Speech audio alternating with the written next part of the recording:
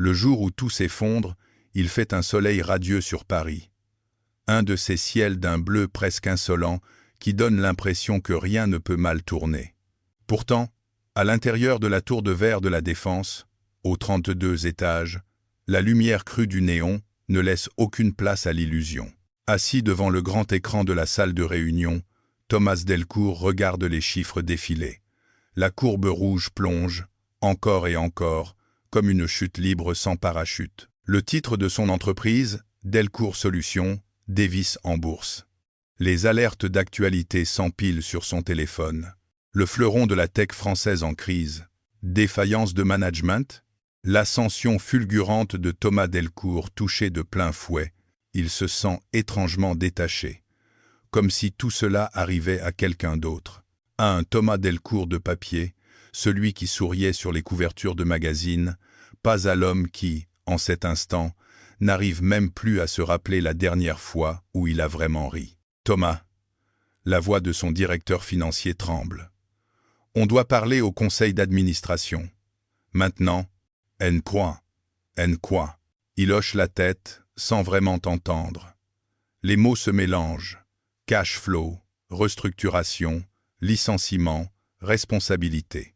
Un mot pourtant s'impose au milieu de tout ce vacarme. Ruine. Pas seulement la ruine financière, une ruine plus profonde, intérieure, parce qu'il sait ce que tout cela va coûter. Des emplois supprimés, des gens qui n'ont rien demandé. Et lui, au centre de la tempête, désigné comme responsable. Plus tard, dans son bureau, lorsque la conférence de presse est terminée, lorsque les journalistes ont rangé micro et caméra, lorsqu'il se retrouve enfin seul, il ôte sa cravate d'un geste brutal. Dans un cadre photo posé sur le bureau, une fillette de 8 ans lui sourit, couettes en bataille, les bras chargés de peluches. Emma, sa fille. Il prend le cadre, le serre entre ses mains. Il revoit la dernière discussion avec son ex-femme, Camille, une autre Camille, quelques mois plus tôt. Tu ne sais plus t'arrêter, Thomas. Tu n'es jamais là. Elle t'attend tous les mercredis. Tu trouves toujours une excuse. C'est une période chargée, avait-il répété comme un disque rayé. Ta vie est une période chargée, avait-elle répondu. Et je refuse qu'Emma grandisse avec un père fantôme. Quelques mois plus tard, elle partait à Lyon avec leur fille, pour un poste d'enseignante. Il avait accepté, trop épuisé pour se battre, persuadé qu'il aurait le temps de rattraper ça plus tard. Et maintenant, il vient de perdre la seule chose qui lui restait. Sa couronne de PDG intouchable. Ce soir-là, il quitte la tour de verre sans se retourner. Le costume sur le dos, un vieux sac de sport à la main, il traverse le parvis anonyme de la Défense, englouti dans la foule de salariés pressés. Personne ne le regarde vraiment. Le roi est tombé, mais le royaume continue de tourner. Il prend un train pour nulle part. Enfin, pas exactement nulle part. Pour un petit port de Bretagne qu'il a choisi presque au hasard sur une carte. Là où il n'a aucun souvenir, aucune obligation, aucun rendez-vous. Il ne le sait pas encore. Mais ce trajet-là, plus que tous ses vols en business class et ses taxis entre aéroports et hôtels 5 étoiles, va changer sa vie. La pluie fine de Bretagne lui colle aux joues lorsqu'il descend du car à Plouguenec, un petit port accroché à l'Atlantique, quelque part entre Lorient et Quimper. Le vent sent le sel, les algues et quelque chose d'autre. La simplicité. Il a réservé un studio meublé à la dernière minute, via une agence du coin. Une petite pièce avec un lit, une table bancale, une kitchenette, vue partielle sur les toits en ardoise et, au loin, une bande de mer grise. C'est ici, dit-il à lui-même, que je vais disparaître. Les premiers jours, il erre dans le village comme un fantôme. Capuche relevée, mains dans les poches, il marche le long du port, regarde les bateaux, les mouettes, les enfants qui jouent sur la plage, même si le vent est glacial. Il n'a plus vraiment de fonction.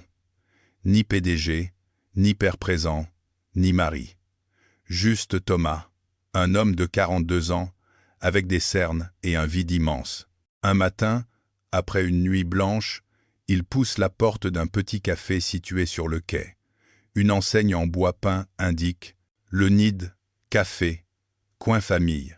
À l'intérieur, l'odeur du café frais se mêle à celle des crêpes. Des dessins d'enfants tapissent un pan de mur. Dans un coin, une étagère pleine de livres, de jeux de société, de puzzles, et derrière le comptoir, une femme qui essuie des tasses en chantonnant doucement. Elle a les cheveux relevés en un chignon pratique, quelques mèches échappées autour de son visage. Ses yeux noisettes pétillent malgré les cernes. Elle porte un tablier bleu marine sur un jean, un t-shirt rayé. Elle lève la tête en l'entendant entrer. « Bonjour », dit-elle avec un sourire spontané. « Première fois ici ?» Il hésite. Dans son ancienne vie, il entrait surtout dans des restaurants branchés où l'on se contentait de lui demander s'il avait réservé au nom de Delcourt. « Oui », répond-il finalement. « Je viens d'arriver. »« Bienvenue à Plouguenec alors », dit-elle en posant la tasse. « Je m'appelle Eva. Ici on sert du café potable, des crêpes décentes, et on essaie de rendre les journées un peu plus douces.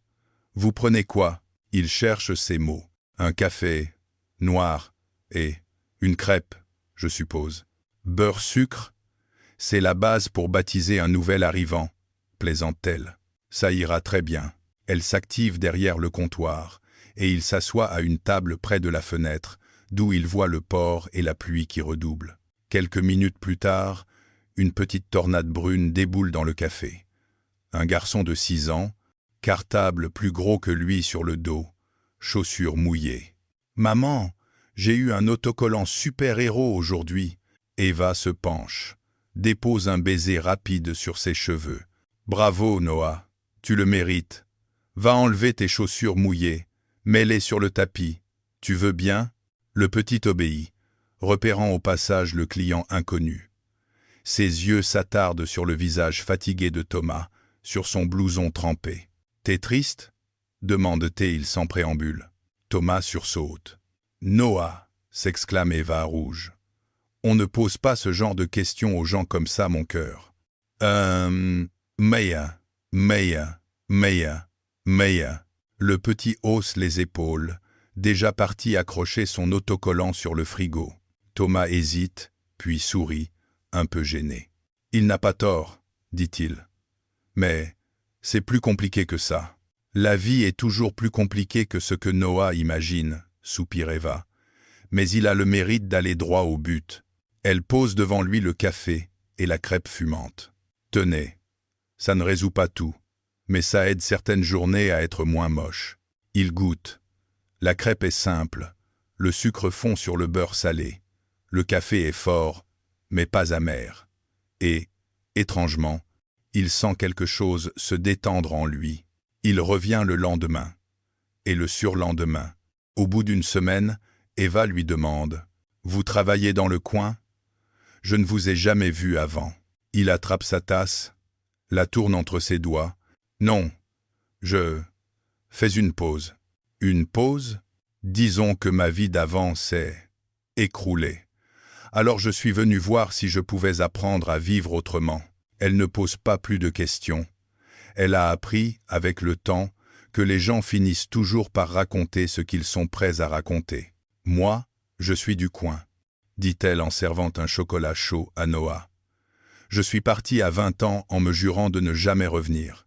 Et puis je suis revenu avec un bébé de 2 ans et une valise cabossée. » Thomas lève la tête. « Vous êtes mère célibataire ? » « Oui », répond-elle sans se démonter. Le père de Noah a préféré partir faire le tour du monde avec son groupe de musique plutôt que d'apprendre à changer des couches. J'ai arrêté d'attendre qu'il se réveille. Elle raconte ça d'une voix calme, sans amertume théâtrale, juste avec la lucidité de quelqu'un qui a dû avancer. J'ai repris le café de ma tante quand elle est tombée malade, poursuit-elle. Et j'ai décidé d'en faire un endroit où les parents solos, les enfants, les vieux du coin et les touristes paumés peuvent respirer un peu. Elle jette un coup d'œil à Thomas. Je dirais que vous cochez au moins une de ces cases. Il rit, pour la première fois depuis des semaines, un rire qui le surprend lui-même. Il ne sait pas encore que ce petit café du port va devenir son point d'ancrage. et que cette mère célibataire qui sert des crêpes et des sourires va, sans le vouloir, devenir la bouée à laquelle il va se raccrocher. Les jours s'enchaînent, rythmés par la marée et l'ouverture du nid. Thomas a pris un abonnement officieux. Un café le matin, parfois un sandwich le midi, une crêpe certains après-midi. Il s'installe toujours à la même table, près de la fenêtre, avec un carnet ou son ordinateur. Au début, il tente d'ouvrir des documents Excel, des plans stratégiques, des tableaux prévisionnels. Mais l'écran lui renvoie le reflet de son propre visage, plus pâle qu'avant, les yeux plus vides. Alors il finit par ouvrir un fichier vierge. Et il écrit, pas des rapports, pas des diaporamas. Il note ce qu'il ressent, ce qu'il a perdu, ce qu'il ne sait plus faire. Ça ne ressemble à rien et, en même temps, c'est la première fois qu'il se parle vraiment à lui-même. Eva le regarde parfois, intriguée. Elle voit bien qu'il ne ressemble pas aux autres touristes de passage. Il y a dans sa manière de se tenir, de scruter son écran, une tension qui déborde. Un après-midi pluvieux, alors que le café est presque vide, Noah s'approche de Thomas avec un jeu de société sous le bras. « Tu veux jouer ? Maman, elle a dit que tu avais l'air de t'ennuyer.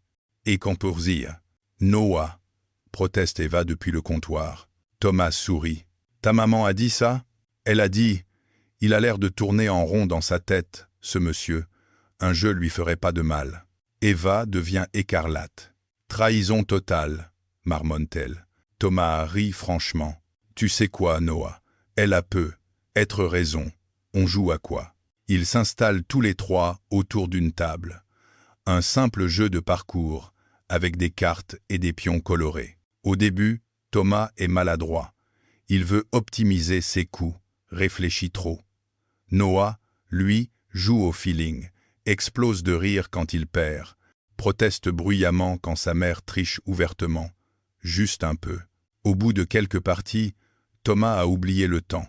Il se surprend à râler parce qu'il se fait doubler par un pion rouge, à chercher à faire rire Noah avec des voix ridicules.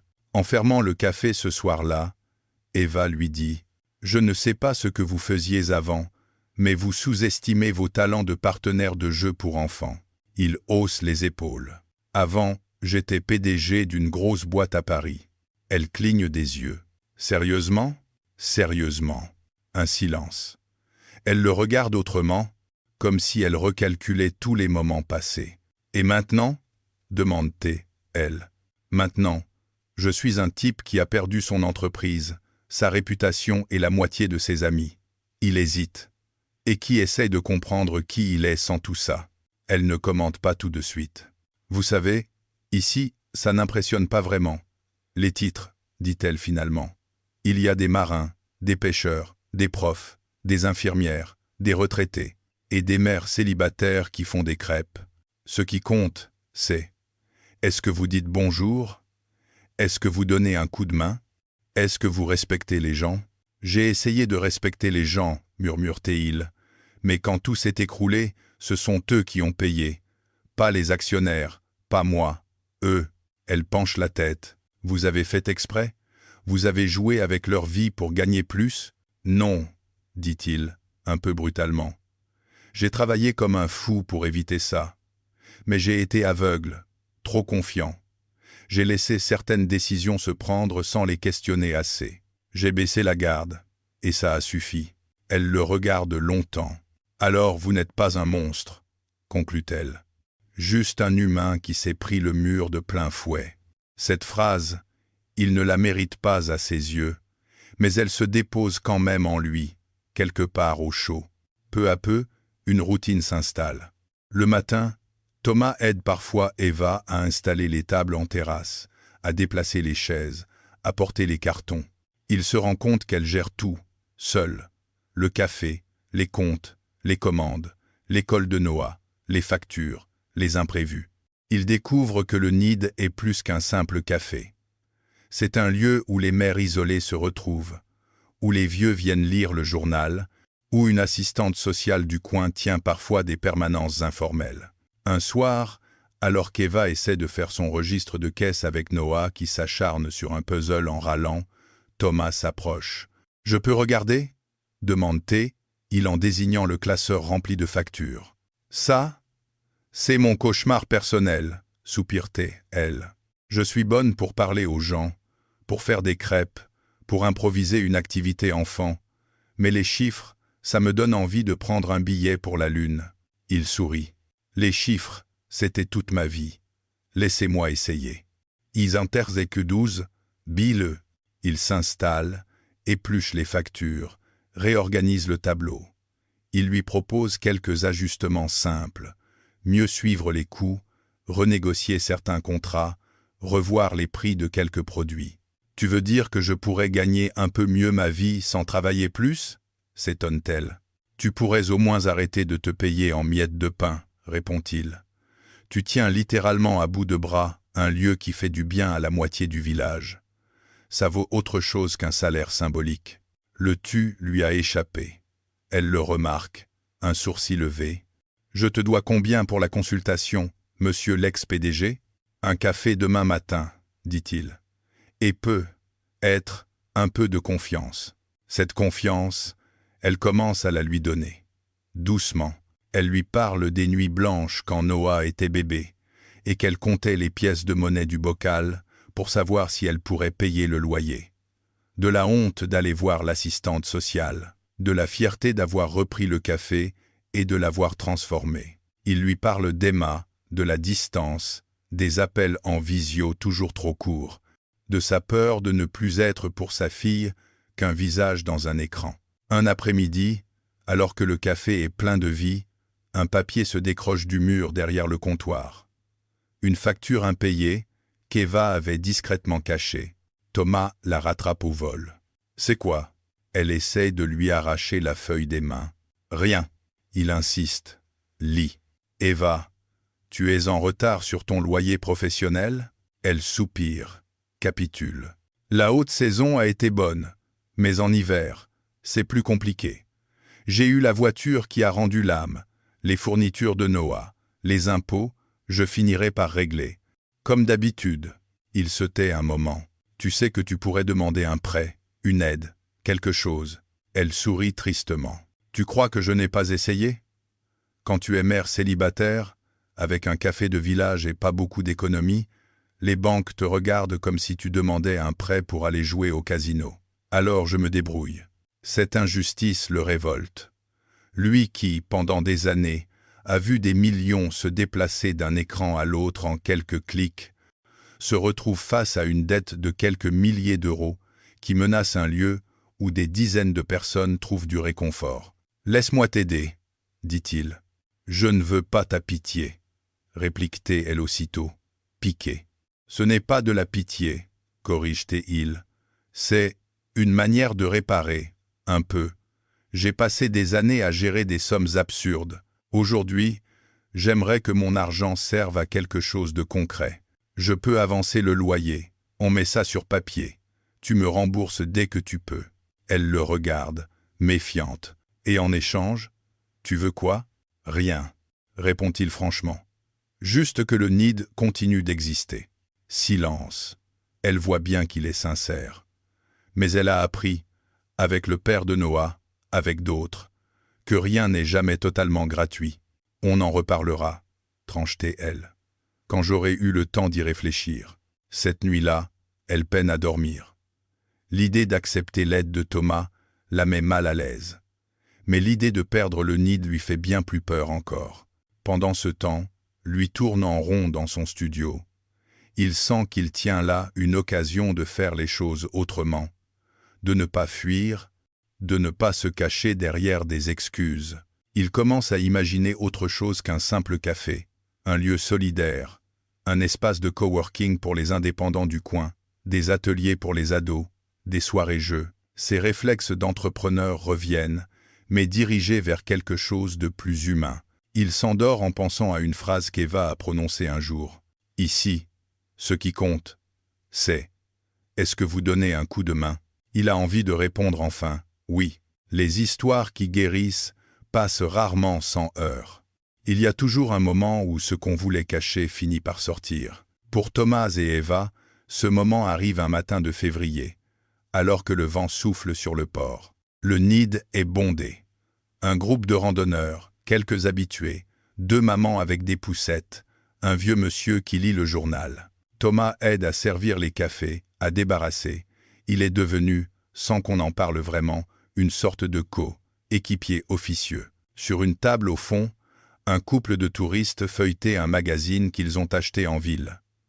Soudain, la femme plisse les yeux. « Dis donc, regarde. Ce n'est pas le type la base. » L'homme se penche. « Mais si, le PDG qui a tout perdu. Là, comment il s'appelait déjà ?» Elle tourne la page. Un visage en photo. Le sien. Costard impeccable, sourire contrôlé. Thomas Delcourt, le golden boy déchu de la tech française, annonce le titre.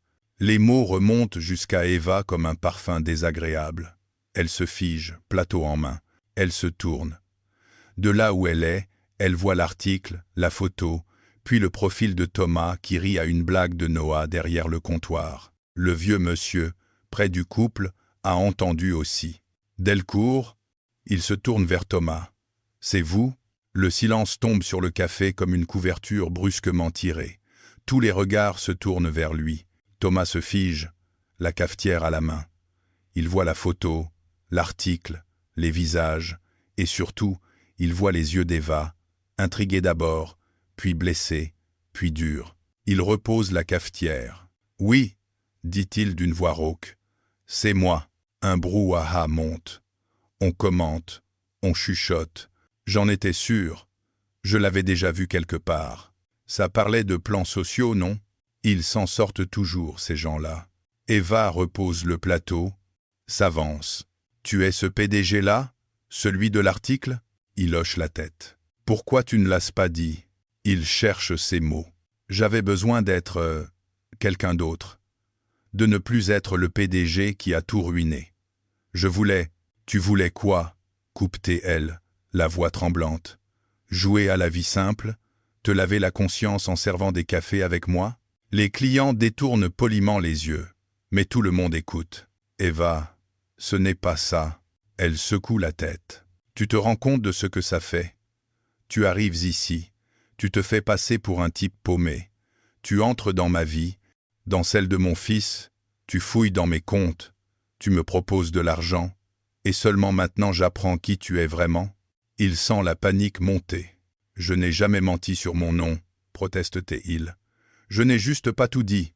Quand tu viens d'un monde où tu licencies des centaines de personnes d'un clic, ne pas tout dire, c'est mentir, lâche-t-elle.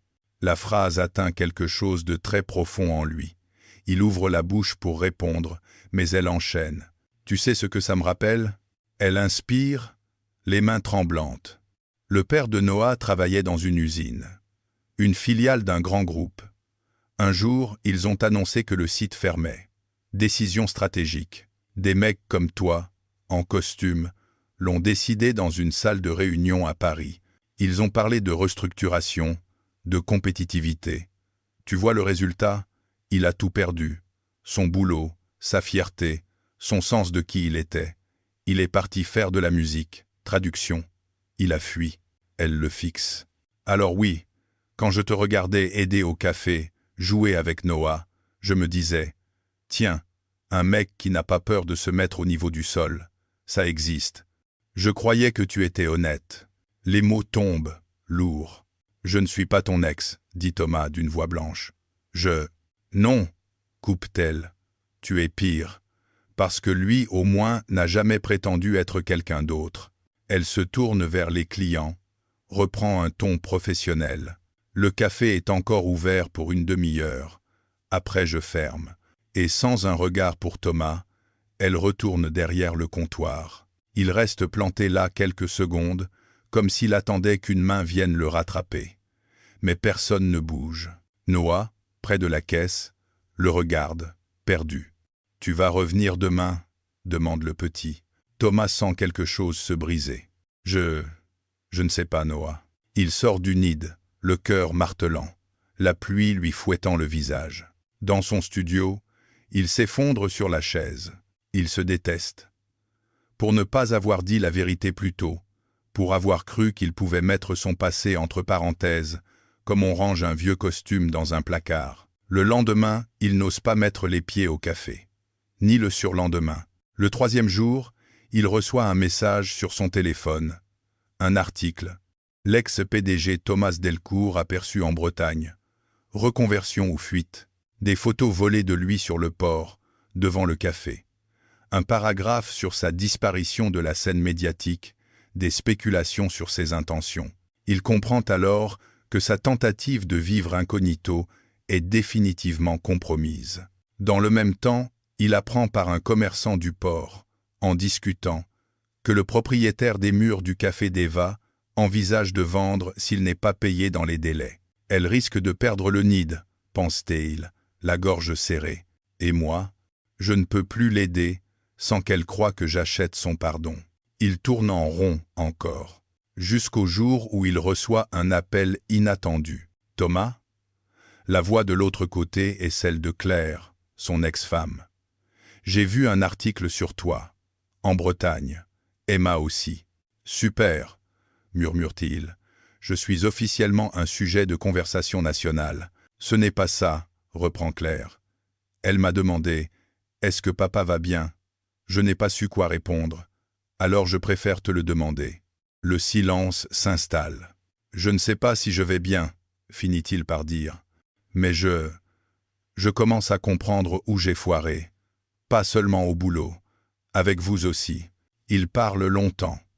De leurs regrets, de la distance, de cette façon qu'il a eue de tout mettre derrière le mot « travail ». « Tu sais, Thomas, » dit Claire à la fin, « tu as toujours cru que ta valeur était liée à ce que tu créais, à ce que tu dirigeais. Peut être que tu es en train d'apprendre autre chose. Ta valeur dans la façon dont tu t'excuses, dont tu répares, dont tu es présent.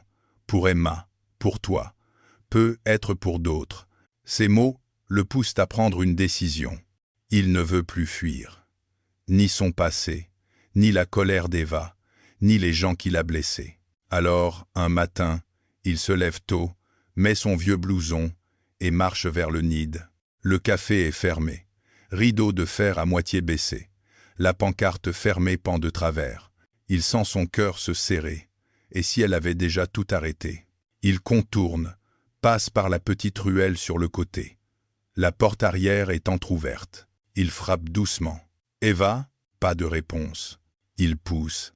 À l'intérieur, l'odeur de café froid et de produits d'entretien flotte.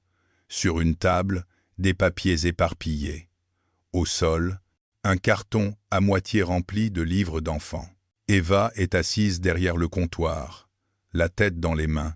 Quand elle l'entend, elle sursaute. Ses yeux sont rouges, mais secs. « Qu'est-ce que tu fais là ?» demande-t-elle d'une voix lasse. « Je voulais te parler. » « On n'a plus rien à se dire, Thomas. »« Je crois que si, » dit-il en s'avançant. « Ou alors laisse-moi dire ce que j'ai à dire. Après, si tu veux que je disparaisse, je le ferai. » Elle ne répond pas, mais elle ne le met pas dehors. Il prend ça comme une permission fragile. Il inspire. « Je ne t'ai pas dit qui j'étais parce que j'avais honte. Honte d'avoir failli, honte d'avoir mis des gens dans la merde, honte d'être devenu un symbole de tout ce que je déteste aujourd'hui dans ce monde de business. » Il continue, la voix parfois hésitante. « Quand je suis arrivé ici, je pensais que je pourrais juste cesser d'être Thomas Delcourt, PDG. Mais tous les matins, je me réveillais avec cette étiquette collée au front. Alors je me suis accroché à votre café, à toi, à Noah. C'était la première fois depuis longtemps que je me sentais utile autrement qu'en signant des contrats. Hey, Mive Touré, il la regarde droit dans les yeux. Mais tu as raison sur un point. En ne disant pas toute la vérité, j'ai menti et je t'ai trahi. Je comprends ta colère. Je ne te demande pas de la faire disparaître. Je te demande juste de me laisser une chance de réparer ce que je peux. » Elle serre les lèvres. « Tu ne peux pas réparer le fait que tu t'es incrusté dans notre vie sous une fausse identité. » « Non, » admet-il, « mais je peux être honnête à partir de maintenant. » Elle détourne le regard vers les cartons. « De toute façon, ça n'a plus vraiment d'importance. Le propriétaire veut vendre. Je n'ai pas de quoi aligner. Le nid, c'est bientôt fini. Il sent un élan de révolte monter. Alors c'est ça ta solution? Tu baisses le rideau et tu t'en vas? Elle lui lance un regard furieux. Tu crois que c'est un choix? Je suis au bout. J'ai essayé de tenir, de trouver des solutions. Il n'y en a pas. Si, dit-il doucement. Il y en a. Mais elles impliquent que tu acceptes que quelqu'un t'aide. Avec ton argent? Crache-t-elle. Comme ça je deviens quoi? La petite œuvre caritative de l'ex-PDG repentant? Non, répond-il fermement. Avec nos compétences. Les tiennes, les miennes, celles d'autres personnes du village. Elle fronce les sourcils.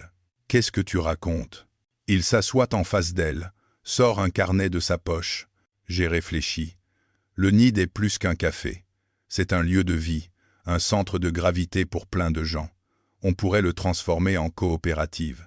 Tu resterais gérante, mais avec le soutien de plusieurs associés, des parents, des habitants, des assos. On pourrait monter un dossier pour avoir des aides, des subventions. Et moi, il hésite.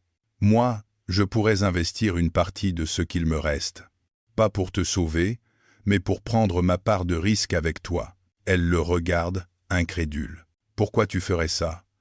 Tu pourrais retourner à Paris, te faire recruter par un autre groupe, repartir dans ton monde. Je ne veux plus de ce monde-là, répond-il. Je veux construire quelque chose qui a du sens, qui ne s'écroule pas au premier krach boursier. Ici, je vois concrètement ce que mon temps, mon argent, mon énergie peuvent changer. Il marque une pause. Et puis, il sourit tristement. Je ne veux pas partir d'ici sans avoir au moins essayé de reconquérir un peu de ta confiance. Elle reste silencieuse un long moment. On entend juste le claquement d'un volet au dehors, le cri d'une mouette. Je ne sais pas si je peux te faire confiance de nouveau, dit-elle enfin. Mais je sais que je n'ai pas envie de perdre le Nid, ni ce qu'on a commencé à construire ici. Elle lève les yeux. Si on fait ça, ce sera sur des bases claires. Tu investis, mais tu n'achètes pas ma liberté. Tu ne décides pas à ma place de ce que doit être le café. Tu es un partenaire, pas un patron. Azizé. Il hoche la tête, soulagé qu'elle parle au présent. D'accord. Et plus de secrets, ajoute-t-elle. Plus de secrets. Une esquisse de sourire passe sur son visage. Tu vas voir.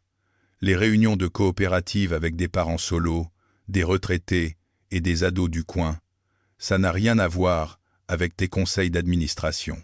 Tant mieux, répond-il. Les anciens m'ont assez traumatisé pour plusieurs vies. Les semaines suivantes sont un tourbillon. Eva et Thomas organisent une réunion publique au Nid. Ils expliquent la situation, leur projet de coopérative, leur envie de sauver le café. Au début, il y a de la méfiance.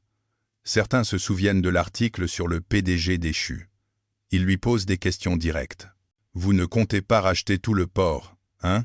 plaisante à moitié un pêcheur. Thomas ne se dérobe pas. « Non, répond-il. Je veux juste participer à ce lieu. Et je vous propose qu'on mette tout sur la table.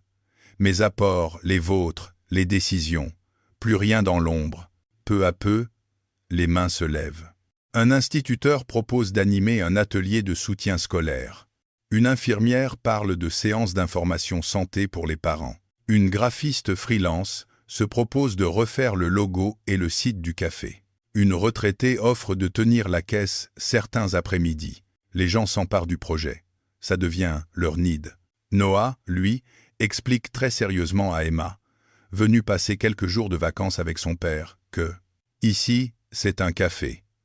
Mais c'est aussi un peu une famille. » Thomas observe les deux enfants jouer dans le coin lecture, et il sent son cœur se serrer de gratitude. Emma, au début, était réservée, un peu fâchée de découvrir que son père avait disparu ainsi.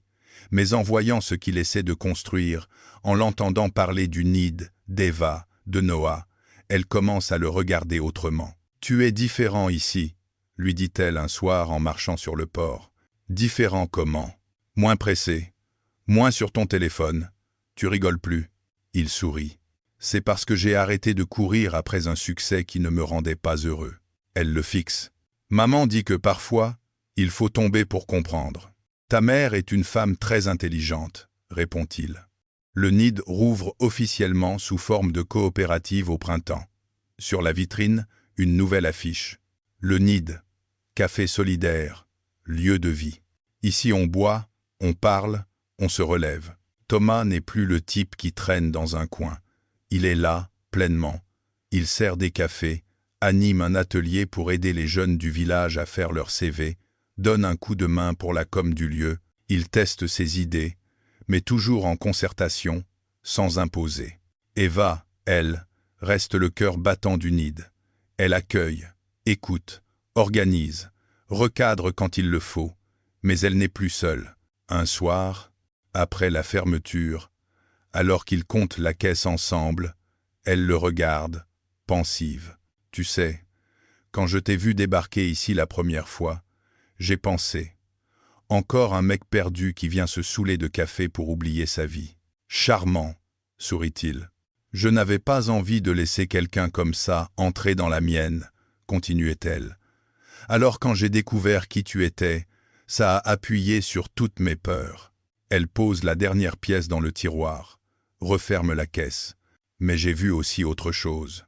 Un homme qui accepte de servir des tables, de se faire engueuler par des mamies parce qu'il a oublié le sucre, de se remettre en question. Un homme qui sait dire « j'ai merdé » sans se cacher derrière des chiffres. Elle s'approche. Et ça compte plus pour moi que tous les titres du monde. Il la regarde, ému. « Je ne peux pas te promettre que je ne ferai plus jamais d'erreur, » dit-il. « Mais je peux te promettre que je ne fuirai plus quand ça devient difficile. » Elle hoche la tête. « On fera des erreurs à deux alors. Ça me paraît plus gérable que seul. » Elle tend la main. Il la prend. Ce n'est pas un geste dramatique, pas une grande déclaration. C'est une alliance tranquille. Noah, qui passait la tête par la porte de la cuisine, les observe. « Maman, oui, ça veut dire que Thomas, il est un peu avec nous, maintenant. » Elle sourit. « Ça veut dire qu'on essaie. Ensemble. » Le petit réfléchit. Tant qu'il continue à faire des crêpes au chocolat et à perdre exprès aux jeux de société, ça me va. « Hé !» proteste Thomas. « Je ne perds pas exprès. Je suis nul, c'est tout. » Ils rient tous les trois. Les saisons passent. L'entreprise qu'était la vie de Thomas, faite de courbes, de prévisions et de résultats trimestriels, s'est transformée en autre chose. Une existence où le succès se mesure au sourire des habitués, aux après-midi passés à jouer avec les enfants, aux soirées où l'on refait le monde autour d'une tisane. Il continue d'avoir des inquiétudes, des peurs. Parfois, il se réveille encore en sursaut, en rêvant d'une salle de marché en feu. Parfois, Eva doute, se demande si elle a bien fait de lui faire une place. Mais ils ont appris à nommer leurs angoisses, à se parler au lieu de se taire, à demander de l'aide. Un jour, alors qu'ils rangent des chaises en terrasse, une femme d'une quarantaine d'années s'approche. Elle tient la main d'un adolescent maigrichon, les yeux cernés. « On m'a parlé de votre café, » dit-elle timidement. « On m'a dit qu'ici, on pouvait venir quand on avait besoin d'un endroit où se poser. » Eva lui sourit. « Vous avez bien fait de venir. » Thomas les installe, prend leur commande. Il reconnaît dans le regard de la mère cette fatigue qu'il a vue tant de fois dans les yeux des salariés lors de la crise de son entreprise. En repartant vers le comptoir, ils croisent le regard d'Eva. Ils savent tous les deux que ce qu'ils ont construit va bien au-delà de leur propre histoire. Il y a quelques mois, il était un PDG tombé en ruine, persuadé que sa valeur s'était effondrée avec les actions de son entreprise. Aujourd'hui, il a perdu son titre, mais il a gagné autre chose, une place, auprès d'une mère célibataire qui n'avait besoin de personne pour survivre, mais qui a accepté, un jour, de ne plus tout porter seul, auprès d'un petit garçon qui a déclaré très sérieusement, un soir, avant de s'endormir, « Tu sais Thomas, moi je crois que tu es un peu comme le Nid. Avant, tu étais cassé, mais maintenant, t'es réparé avec des gens autour. Et être que c'est ça, finalement, la vraie réussite. Être réparé non pas par des chiffres ou des trophées, mais par des mains qui se tendent, des regards qui pardonnent, des liens qui se tissent. Un PDG tombé en ruine, sauvé, pas par miracle, mais par une mère célibataire qui lui a montré qu'il y a une autre manière de tenir debout, ensemble,